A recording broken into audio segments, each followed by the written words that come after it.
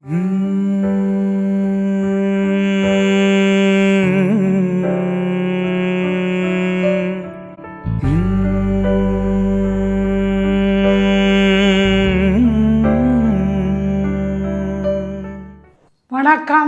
நமஸ்காரம். Welcome to Shantha பாட்டி சமையல். இன்றைக்கி எல்லாருக்கும் பிடிச்ச அற்புதமான ஒரு பால் பாயசம் எப்படி பண்ணுறதுன்னு பார்க்கலாமா? எனக்கு ரொம்ப வயசாகிடுச்சு. இத்தனை நாளாக பல்சட் தான் போட்டிருந்தேன். இப்போது கொஞ்சம் வலி ஜாஸ்தியாக இருக்கிறதுனால டாக்டர் பல்சட் போட வேண்டாம்னு சொன்னேன். வலி இல்லைன்னாலும் அதே பாசத்தோடு எப்போதும் உங்களுக்கு சொல்லி தருவேன்.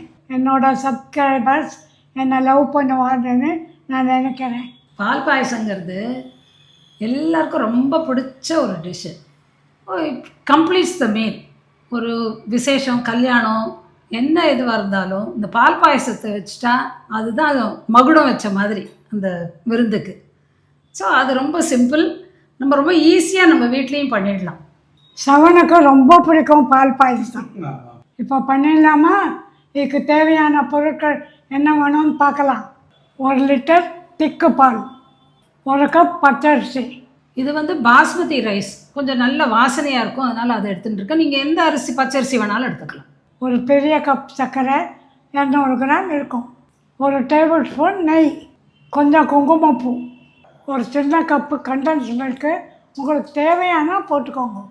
இப்போ இந்த அரிசி எடுத்துகிட்டு இருக்கோம் இல்லையா, ஒரு சின்ன கப்பு, இதை நல்லா களைஞ்சிட்டு முழுகிற அளவு தண்ணி விட்டு ஒரு 10 நிமிஷம் ஊற வச்சுட்டு நல்லா வடிகட்டி எடுத்து வச்சுக்கோங்க.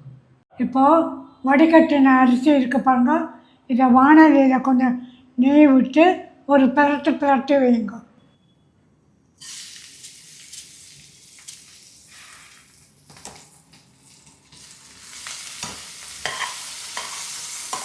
லேசாக அப்படி பாருங்கள், பொரிஞ்ச மாதிரி வரணும், அவ்வளோதான், அது போதும். ஒரு நல்ல வாசனை வரும் பாருங்க. வறுத்த அரிசி இருக்குது பாருங்க, இதை பாலில் வேக வைக்கணும். இதுக்கு எந்த கப்பால் நம்ம அரிசி எடுத்துட்டோமோ அந்த கப்பாலே 5 பங்கு பால் விட்டு குக்கரில் வேக வைங்க. நீங்கள் யூஸ்வலாக சாதத்துக்கு எவ்வளோ விசில் வைப்பீங்களோ அதை விட ஒரு 2-3 விசில் ஜாஸ்தி வச்சே வைங்க.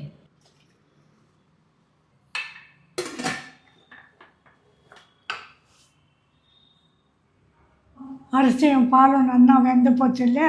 இப்போ மிச்சம் இருக்கிற பாலை நல்லா சுண்ட காய்ச்சணும். பால் நல்லா சுண்டி அப்படி கண்டன்ஸ் ஆகி வரும்போது தான் அதில் இந்த வெந்த அரிசியை சேர்த்தோம்னா பிரமாதமாக இருக்கும். இப்போ அப்படியே இந்த பாலில் சேர்த்தோம்னா ரொம்ப டைல்யூட்டாக இருக்கும், அது அவ்வளோ நல்லா இருக்காது. அதனால் இது அப்படியே பாதியாக குறுகணும். மிச்சம் இருக்கிற பால் அந்த அளவுக்கு நீங்கள் சுண்ட காய்ச்சிக்கணும்.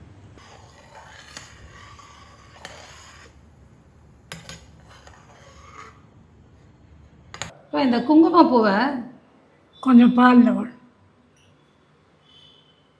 இது கொஞ்சம் நல்லா ஊறட்டும், அப்புறம் ஃபைனலாக சேர்த்துக்கலாம். இப்போ இந்த அரிசி நல்லா வெந்தாச்சு, இதை நல்லா குழைய மசிக்கணும். சுதா, அந்த நாள்லலாம் உருளியில் தான் பாயசம் பண்ணுவோம். பாயசத்தோட ஃபைனல் ஸ்டேஜ் இருப்பாங்க, அதை உருளியில் பண்ணி கலரி சாப்பிட்டா பிரமாதமாக இருக்கும். பண்ணலாமா? இப்போது வெந்த அரிசியை குழைச்சிட்டு நல்லா மசிச்சு இருக்கோம் பார்த்தியா, போட்டு இதில் போடணும். பால் நல்லா சுண்டிட்டு லேசாக ஒரு கோல்டன் கலரில் வந்திருக்கு பாருங்க. இந்த ஸ்டேஜில் இந்த வெங்கல உருளியில் விட்டுடலாமா? இப்போ இந்த ஸ்டேஜில் தான் நம்ம சர்க்கரையை போடணும்.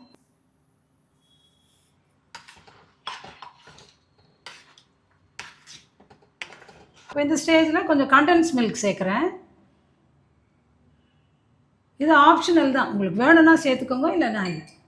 நீங்கள் நினைப்பேங்க பாட்டிக்கு ரொம்ப முந்திரி பருப்பு பிடிக்கும், முந்திரி, ஏலக்காய், திராட்சை எல்லாம் போடுவாளே, இதுக்கு ஏன் போடலைன்னு நீங்கள் நினைப்பீங்க. ஆனால் இதுக்கு அதெல்லாம் போடுறதில்லை, குங்குமப்பூ மட்டும்தான் போடுறது. அடுத்தது இப்போது குங்குமப்பூ. இது பாருங்கள், பாலில் ஊற வச்சு நல்ல பியூட்டிஃபுல் கலர் சாஃப்ரன் கலர் வந்திருக்கு.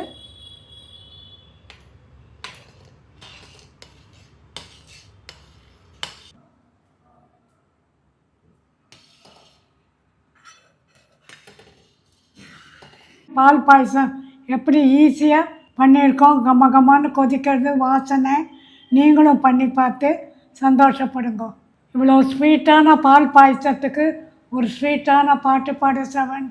நிரத கர கலித நவநீதம் நிரத கர கலித நவநீதம்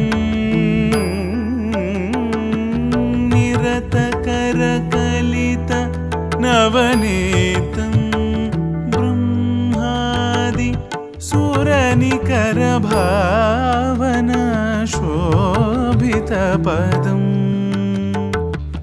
निरतकर कलित नवनीतम् ब्रह्मादि सुरनिकर भावना शोभितपदम् तिरुवेङ्कटाचलस्थितम् तिरुवेङ्कटाचलस्थितम् अनुपमं हरिं तिरुवेङ्कटाचलस्थितम् अनुपमं हरिं परमपुरुषं गोपालबालं परमपुरुषं गोपालबालं भावयामि गोपालबालं मनसेवितं तत्पदं चिन्तयेयं सदा.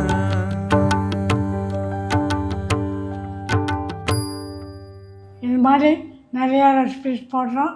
சப்ஸ்கிரைப் பண்ணுங்க. நன்றி, வணக்கம்.